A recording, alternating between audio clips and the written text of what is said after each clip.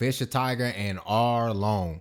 One character is loved as a hero by the fan base, and the other is hated as the monster that created the deep scars to one of our loved Straw Hats and Nami that she carries.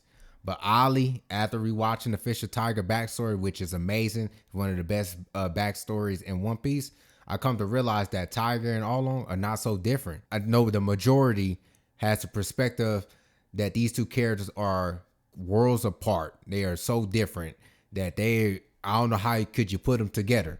But if you peel back the layers of Tiger and Arlong as characters, you come to the conclusion that they are quite similar. We know Arlong hates human at his core. It is deep-rooted hate. So much so that he took over Konami Islands where Kokoyashi village resides at.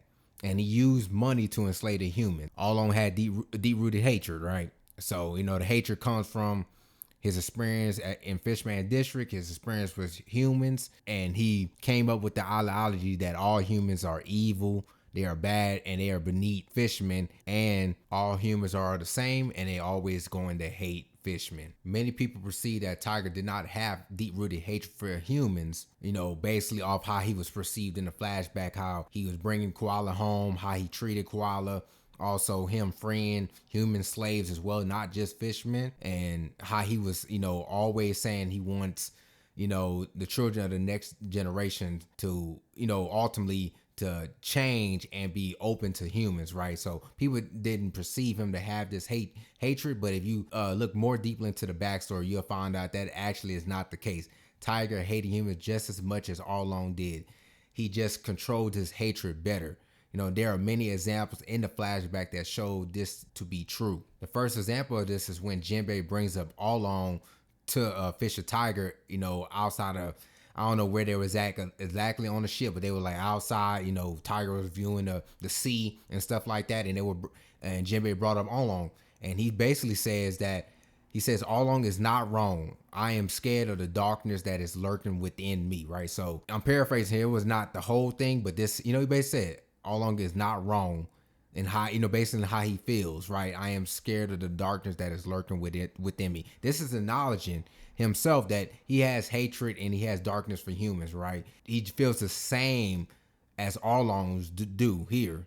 He just trying to be better, basically, right? And he acknowledges as well Arlong is not wrong in his feelings, right? He's not totally against Arlong's thinking, but he's trying to be better, right? And I think there's a reason for it, and I'm gonna get to that later, right?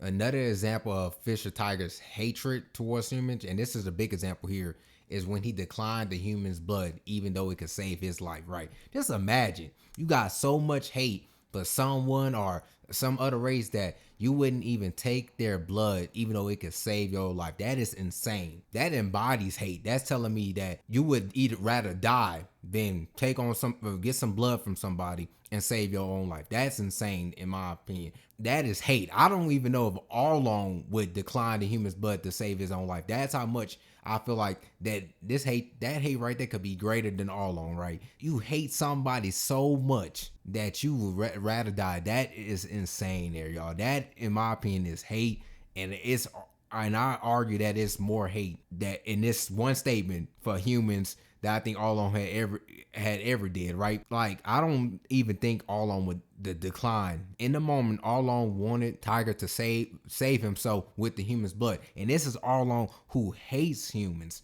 right? Hates humans to the core. That line right there tells me that Fisher Tiger has even more hatred for humans than Arlong, in my opinion here. Like, because I think Arlong would have took the blood to save his own life, right? And Tiger declined it, which is insane. The last example that I want to talk about is when it's before the flashback, and it was the first time we hear Tiger's name, I believe. It's in Learning Boy Hancock's story. She says that Tiger freed all slaves, even though he did not care for humans as a species, right? So this statement right here is telling us straight to our face that he hated humans, right? Even though he did not care for humans as a species, that telling us right, punch it right in the mouth. It's telling you that he doesn't like humans as a species, right? That he had hate for humans, right? Now, he was just being kind, I guess you could say. This is the part where he was trying to be different here, and he went to the Holy Land. He freed all the slaves, right? He was being fair, even though he hated humans, man. So punching straight in your mouth. The story tells you that. The author tells you that Fisher Tiger has hate for humans. Just in that statement. This is before we even see the man. You know, he's get revealed as a character. We kind of get see a silhouette of him, but we never see his actual face and stuff before this moment. And this tells you right here that he hated humans. And I couldn't blame Fisher Tiger for hating humans, man.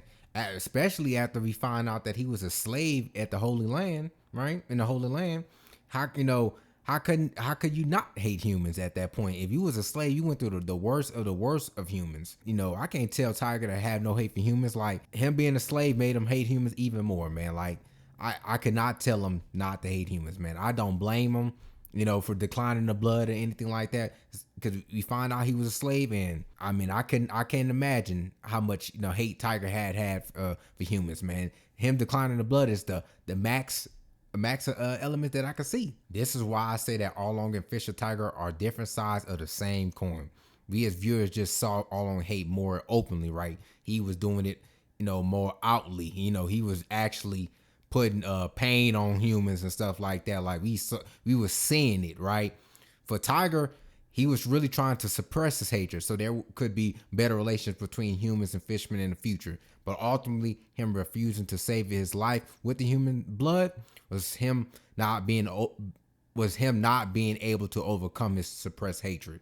But after learning he was a slave, could we really blame him? Tiger was really trying to suppress his hatred, right? So it wasn't visually seen by us as viewers, right? It's something he was internally fighting, right?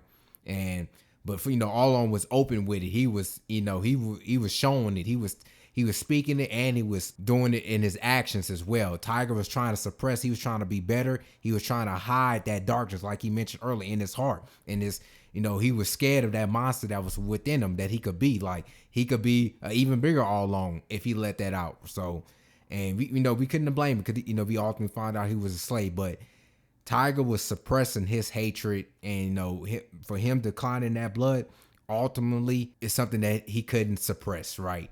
He couldn't suppress it fully, because if he was able to suppress his hatred, he would have ended up taking that blood and saving his life. Now I want to talk about what made Fisher Tiger different from Arlong in terms of trying to hold in that hatred, right?